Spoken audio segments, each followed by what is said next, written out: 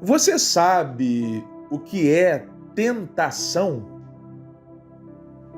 Mas eu quero dizer o seguinte: você sabe na prática o que é tentação? Porque já ouvimos falar sobre essa temática nas igrejas, inclusive tem na oração universal do Pai Nosso. E não nos deixes cair em tentação, mas livra-nos do mal. Mateus capítulo 6, verso 13. Palavras do próprio Jesus.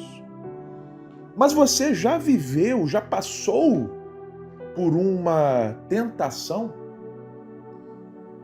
Se sim, você sabe que realmente a tentação é uma tentação, não é mesmo?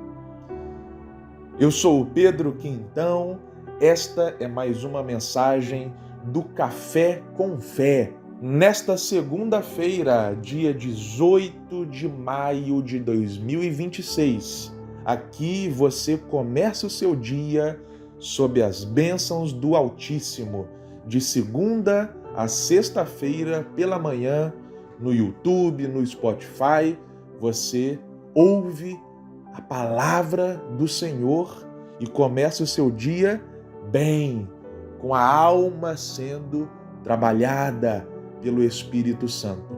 Vamos lá. Jesus estava no deserto há mais de um mês, sem comer nada. E aí o diabo lhe aparece e faz o quê? Qual é a maior tentação para quem tem fome? Ora, comida. Comida, não é mesmo? É só a gente lembrar quando a gente está com fome, e aí até o cheiro da comida já mexe com o nosso psicológico. Jesus estava há 40 dias,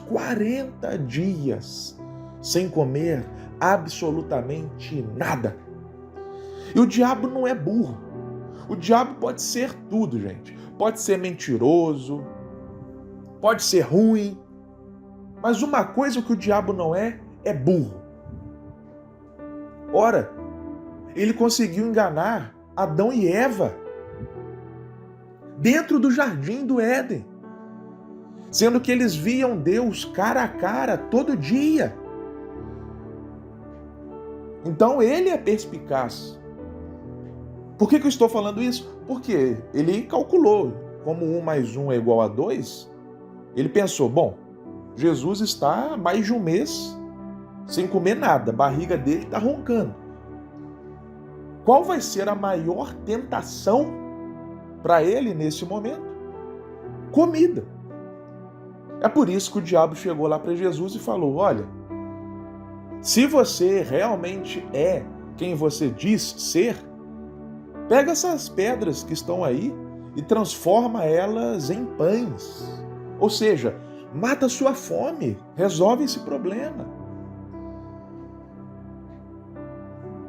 Jesus resistiu à tentação, como nós sabemos, mas o que eu quero dizer aqui para você nesse momento? Que a tentação, como eu disse, é de fato uma tentação. Eu vou falar aqui o português claro. O diabo sabe qual é o seu ponto fraco e ele vai neste ponto fraco. O diabo não vai perder tempo com aquilo que ele sabe que não vai realmente tentar você. Vou dar um exemplo. Se uma pessoa ela não é muito chegada a doces. Só um exemplo. O diabo não vai lá e vai oferecer para essa pessoa um chocolate, uma torta de limão, um pudim. Não, para quê? Se a pessoa não é muito chegada a doces, então o doce não vai ser uma tentação para ela.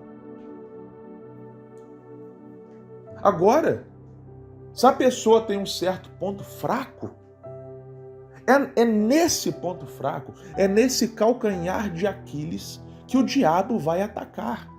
Atacar em prol de quê? Em prol de tragar a nossa alma, de nos fazer tropeçar na fé.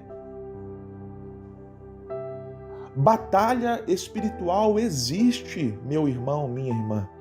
Deus não batalha com o diabo, não, porque Deus é vencedor. Deus não faz queda de braço com ninguém.